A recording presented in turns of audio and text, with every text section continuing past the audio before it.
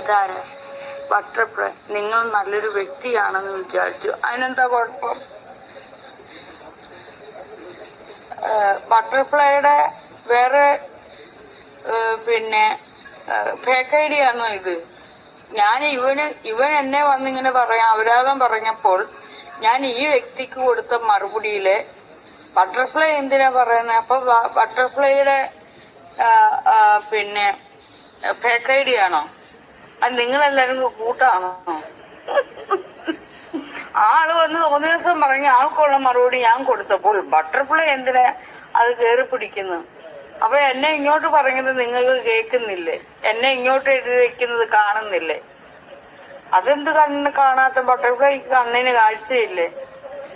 കൊടുക്കാനുള്ളത് അന്നേരം തന്നെ കൊടുക്കണം. നിങ്ങൾ നല്ലൊരു വ്യക്തിയാണെന്ന് വിചാരിച്ചത്, അങ്ങനെയുള്ള വിചാരമേ വേണ്ട കേട്ടോ. എന്നെ പറ്റി ഇങ്ങനെ വലിയ വിചാരമൊന്നും വിചാരിച്ച് പിന്നെ എടുക്കരുത്. അത് നിങ്ങൾക്ക് തന്നെ ദോഷം ചെയ്യും. മനസ്സിലായോ?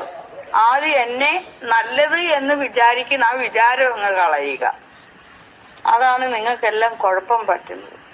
ഒരിക്കലും നാഗാ സൈരന്ധ്രി ദേവി നല്ലൊരാളാണ് എന്നുള്ള വിചാരം ആദ്യം അങ്ങ് കളയണം.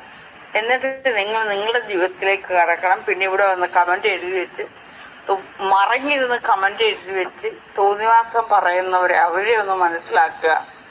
അവർ പറയുമ്പോൾ അവരുടെ അത്ര ലെവലിലേക്ക് ഞാൻ പോകുന്നു. അതുകൊണ്ട് എനിക്കിവിടെ ഒരു നഷ്ടം ഉണ്ടാകുന്നില്ല, ലാഭം ഉണ്ടാകുന്നതേ ഉള്ളൂ. അതുകൊണ്ടാണ് എനിക്ക് വസ്ത്രങ്ങളും ഇതുപോലുള്ള കോയിനും അതും ഇതും എല്ലാം കിട്ടുന്നത്. മനസ്സിലായോ? അപ്പൊ എന്നെ തിരിച്ച് പ്രതികരിച്ചതല്ലേ ബട്ടർഫ്ലൈ? അത് നല്ലതല്ലേന്ന് തിരിച്ചു പ്രതികരിച്ചതല്ലേ ബട്ടർഫ്ലൈ? അത് നല്ലതല്ലേന്ന്. ബട്ടർഫ്ലൈക്ക് ഇവിടുന്ന് പോകാം, അല്ലെങ്കിൽ ഞാൻ തന്നെ എടുത്ത് കളയാം. മര്യാദയ്ക്ക് ഇവിടെ നിന്ന് ഞാൻ പറയുന്നത് എന്തെല്ലാമാണെന്ന് സ്വയം മനസ്സിലാക്കുക. മനസ്സിലായോ? എന്നെ സംരക്ഷിക്കാനും ഞാൻ മാത്രമേ ഉള്ളൂ. മനസ്സിലായോ?